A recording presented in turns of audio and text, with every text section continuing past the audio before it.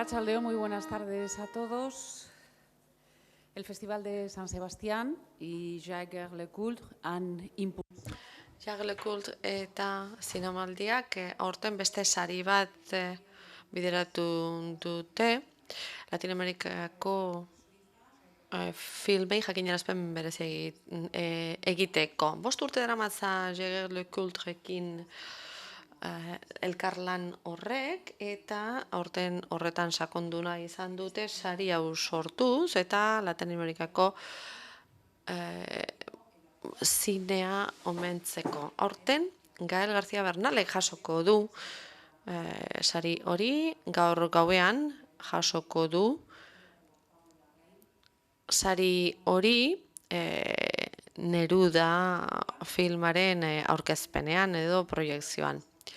Lehenbizi prentsaurrekoa izango dugu Gael García Bernalekin, eta ondoren filmaren taldearekin egingo dugu prentsaurrekoa. Har dezagun Gael García Bernal.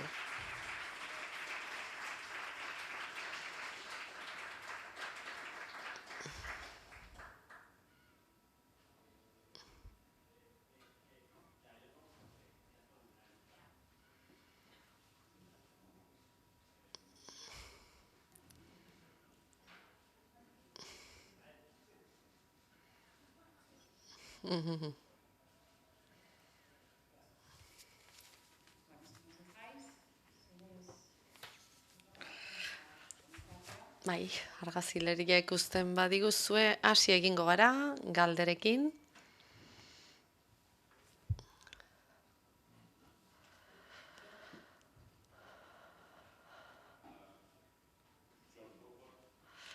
John Hopple naiz. Kaixo? Zer moduz, ondo bikain.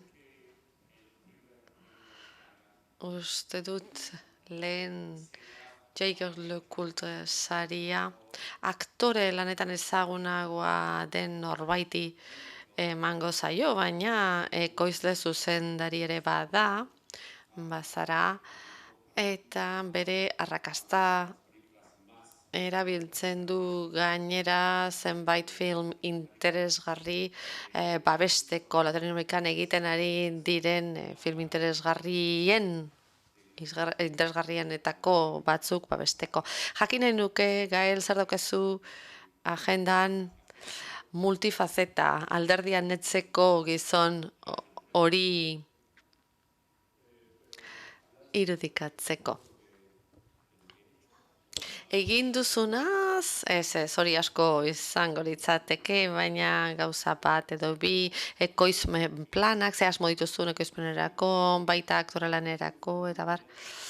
Bueno, bapatean eta bote prontoan, erantzuten saiatuko naiz, horrelako aje ikaragarria dakar Kate, ez alkoholak eragindakoa, baizik eta hegaldi batena, eguardian abiatu eta goizeko 6etan iritsi nintzen ona, ezagizuek hartu duzuen horrelako hegaldi bat, baina izugarria da, ez tezu lorik egiten, zombi baten pareko zara.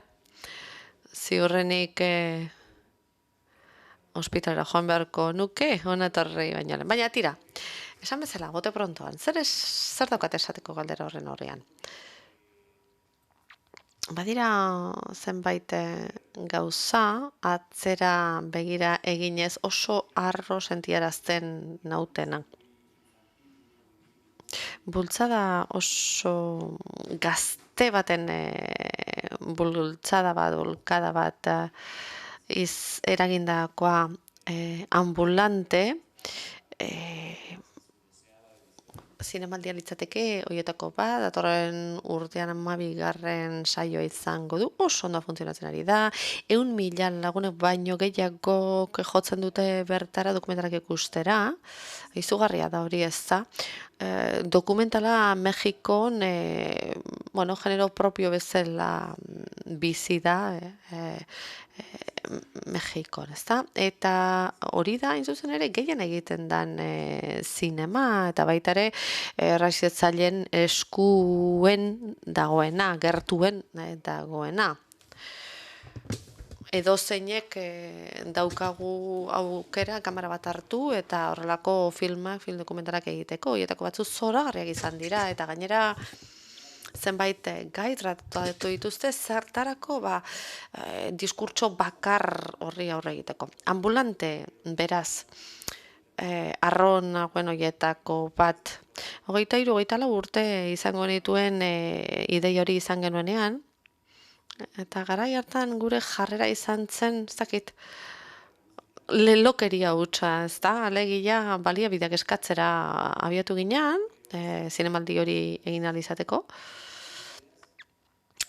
baina behar bada horixe izan zen funtzionatu zuen bakarra, horretea zen bakarra eta izateko arrazoia bazeukana gainera, beste bederatzi egongo ziren, baina ziurrenik ideia onak izan ere, ez ziren egingarriak, ez da, adibidez, telesail bat, ez, telebistarako telesail bat egitea pentsatu genuen, ez da, eta Errepublikaren estatu bakoitzean horrelako film bat egitea pentsatu genuen, ez da, 32 beraz, bueno, hori zintzen egin, ez geneukan gaur daukagun bezala streamingaren bidea, ez da. Beraz, gu bai abiatu ginen laguntza eske, baina jendeak ez zigun lagundu, ez? Guri iruditzen zitzaigun nola nahi ere jarrera hori aldatu beharra zegoela, aldatu beharra geneukala. Eta beraz, bueno, asko matxakatu ondoren gauzak ateratzen hasi dira. Ambulante, beraz, bote prontuan etorri zaidana, benetan arro sentierazten hauen zerbait aipatzerakoan. Gainera, adiskidetasunaren kultura bati jarraitzea eta eustea ekarri du baita ere ekimen hori. El Toro, Iñarritu, haundiek ere,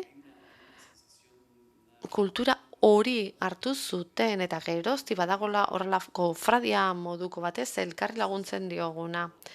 Tira hori mantendu nahi izan dugu, horri utzi nahi izan diogu.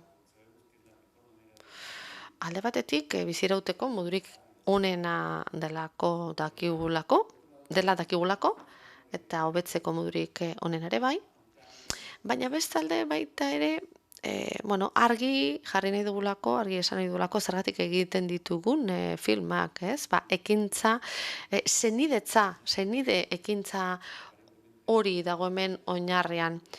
Itxuraz ezertarako balio ez duen zerbaitek, alegia hori egiteari utziko bageni hori berdin biziko ginateke, litzateke zer gertatuko, liateke manifestazioak egongo, ez da, norbaitek pelikula hori, film hori bukatzeko eskatuz eta bar.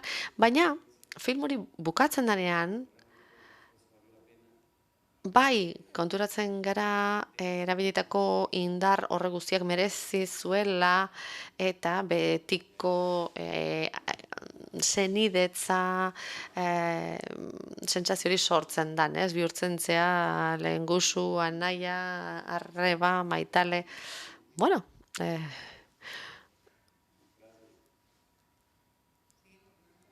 horrengo galdera mesedez.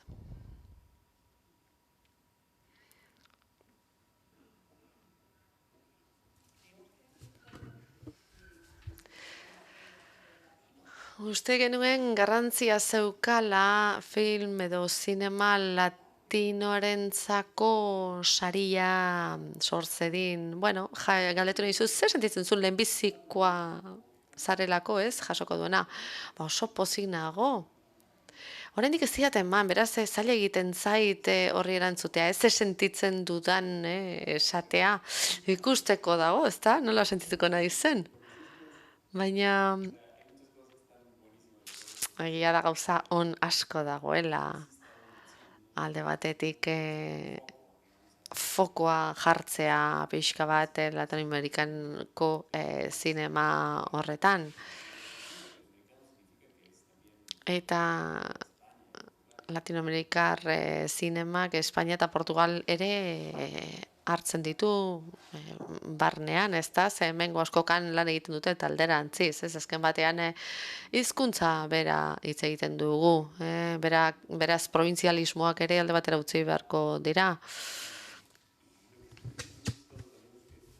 Ze gertatzen da baita ere, marka horren izena ez dakidala esaten. Oso latinoamerikano gutxik esan dezakegu, boskatu dezakegu hori, eta bueno, divertigarria da, ez da? Ez dakit, praktikatu egin beharko dut, ez da? Edo, ez dakit, edo markaren izen aldatu beharko dugu, edo erraztu beharko dugu, ez dakit. Egia da, marka hori esaten oso zaila dela, naiz ausartzen oraintxe bertan esaten ere. Bueno, divertigarria iruditzen zait guztia. Sari asko dago zinemaren munduan. Gainean ikuste dut ez dagoela beste industriarik hainbeste sari ematen dituenik, autokongratulatzen denik. Eta horretarako arrazoi nagusia da balio erantzi bat ekartzea industriari eta bar. Baina sari hori ematen diegun garrantzia oso berezia da, oso polita da. Hona etorri nintzen lehen aldian, Amores Perros filmarekin, denbora asko pasada geroztik, oso gaztea nintzen. Ahotsa ere, ezberdina naukan, gaur ikusiko dezue klipat, saria jasonenetik, eta ahotsa aldatu egin zait, sinestezina badirudi ere. Tira, hotela ezberdina zen, eta areto handiagoa zen. Kursal asko handiagoa zen, lehen aldi zona etorri nintzenean. Beraz, pixkat kalteen zenbatzea ekarri dit, anaitasun esperientzia hori aztertzerakoan gogoan daukat baita ere, nola lehenbiziko aldiz elkartu nintzen Espainian, Brasilen, Argentinan zinema egiten zuten zenbaitekin, zerbait berria zen enetzat, bidaia berria zen. Nik eneukan bat ere argi zinean jarraituko nuenik. Nik uste, 3. filmetik aurrera bai erabaki nuela, hura izango zela nire lana. Baina horren aurretik, niretzat horrelako abentura moduko zerbait zen, ez? Utsein nahien nuen zerbait mundu ezagutzeko modu berezi eder bat. Horregatik, Donostia mapa horren puntu nagusietako bat da. Taldea abenturan abiatzen denean, lehen lekua oso ederra, oso ona da. Tira, hori da Donostia, gero beste batzuk iritsiko ziren, zailagoak, konplexuagoak, baina horregatik Donostia beti horrela ikusten dut, neurri perfektu hori daukan herri gisa. Harrigarria da, nik uste dute beti hemen bizi beharko genukela. Ikaragarri gustatzen zait, lehen aldiz etorri nintzenetik, ez dakit, liburatu egin ninen, ez dakit zer den, baina badago zerbait. Ez dut esan, nahi, gero, jende guztiak ona etorri nahiko du, ez? Sekretu txori gordenak dut, nire baitan. Horrengo galdera, mesedez? Kaixo, zorionak sariarengatik. Urte asko daramatzazu filmak egiten. Amores Perrosekin mundu zabalean ezaguna egin zinen. Eta gero, herrialde askotako filmetan parte hartu duzu, baita Ipar Amerikan ere. Amores Perrosetik ona urte asko pasatu dira. Nola ikusten duzu Mexikoko filmen eraldaketa, eta nola ikusten duzu Ipar Amerikako filmografiaren pisua? Bueno, nik esango nuke lan gutxi egin dudala, beste zenbaiten bizitzarekin alderatuta, ez? Beste zenbaitek asko eskarmentu handiagoan dauka. Baina kinoflosik ez zegoenean errodatzea egokitu zitzaidan. Argi batzuk dira, leku batetik batera eraman daitezkenak, horrek asko markatu zuen zinema, platoetan bero gehiagik egiten zuen garai batean, ez? HMI erraldoia zen euskan gainean eta ikargarrizko berua pasatzen zenun. Zergatik aipatzen dut hori? Aldatu diren gauza guztien adibide moduan. Amores Perros egin genuen, toma bat edo bi egin genituen Titanic gogoan duzue, pelikula hura? Barku bat agertzen zana?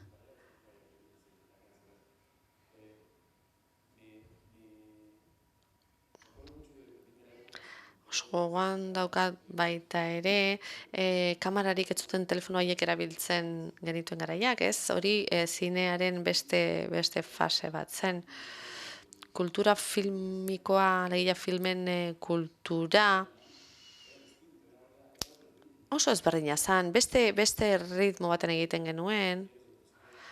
Diarios de motozikleta filma egin genuenean, amaieraren hasiera hastapena ikusi genuen. Ikusten zen beste aro batean sartzea guazela. Korre kamera esaten dugunean edidez, anda kamera, hori esaten dutenean, ez da garai bateko zehaztasunik kamera abian jartzen denean denok egin beharreko hori egin behar genuen zehazki, ezta? Orain berriz digitalarekin gauzak doitzen jarraitu behar dugu, kamera grabatzen ari den bitartean, edo ezaki zertan aritzen den gaur egun, ja ez da filmatzea, gehiago da digitalizatzea, edo ezaki nola deitu. Aldaketa hori guztiak funtsezkoak dira. Zergatik filmek egiteko modu asko aldatu delako, asko demokratizatu delako. Nik Amores Perros egin nuenean, urte hartan 6 egin ziren. 100 piku film egiten zituen duela 50 urte, eta urte horretan 6 besterik ez ziren egin, eta Mexikon badago filmen kultura bat. Orain gora egiten ari gara, oraindik oso motz gelditzen gara, Mexikoko zineko puruetarako, oraindik espazio handia daukagu, zabaltzeko handitzeko, ezta? Oso hastapenean gaude. Baina, azken aroa beraz oso interesgarria izan da. Estatu Batuetan adibidez, askoz errazago sartzen ziren, orain dela urte batzuk, egun gerota zailago da, beste hizkuntzatan filmatutako filmak sartzea, eta sartzen baldin badira oso merke horregatikan, orain dela 10 urte, adibidez, hor leio bat zeukan gure zinemak, gure mexikar zinemak, alegia Estatu Batuetara joatea, baina hori orain asko aldatu da, asko zaildu da. Baina bada zerbait aldatu ez dena, eta hori azpimarratu nahi nuke. Alegia, gure pelikulak, gure filmak, gure herrialdeetan ikusi behar denik. Hori ez dakit oso ondo nola deskribatu, baina uste dut egon beharko lukela modurik hor ere aldaketa bat gerta dadin. Alegia, politika kultural askoz erasokorragoa, askoz agresiboagoa behar dugu.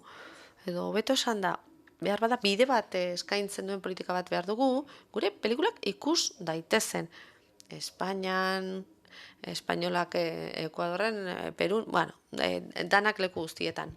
Creo que eso hace falta Uste dut hori beharrezkoa zaigula,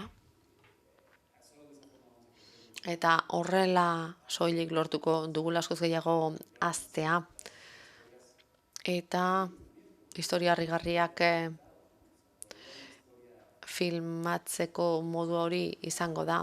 Aurrekontu handiko istorio bat, helburu epikoak dituen istorio batek espainieraz egitea, hori zaila da, diru hori metatzea oso zaila da. Eta oso tristea da esatea, bueno, egin dezagun ingelesez, bueno, hor magia guztia bukatzen da, ze orduan ja produktu bat sortzen ari zara.